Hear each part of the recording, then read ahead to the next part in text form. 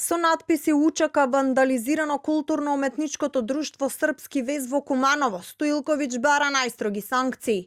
Министерот за локална самоуправа на социјалната мрежа Facebook објави видео од безбедносните камери, каде се гледа како две лица во ноќта меѓу петок и сабота пристигнуваат со автомобил пред објектот. Откако неколку пати излегуваат и се враќаат во возилото, се приближуваат до влезот на културно-уметничкото друштво во Куманово, испишуваат графити и пораки на објектот и го напуштаат местото. Стоилковиќ порача дека станува збор за вандалски напад и дека на ѕидовите биле испишани графити учак.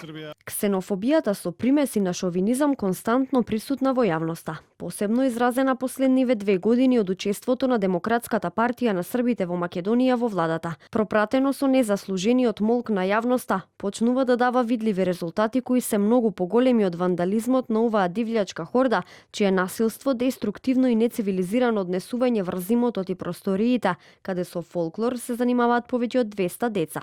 Искрнавењето со надписи учака, кои и државата и јавноста би требало најстрого да го санкционира. За политиките кои го поттикнуваат ваквото однесување во некоја друга прилика, никој нема да биде изоставен.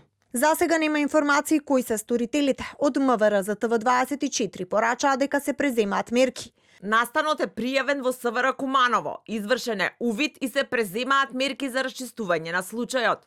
Останува институциите да утврдат кој стои за доштетувањето на објектот и дали станува збор за изолиран инцидент.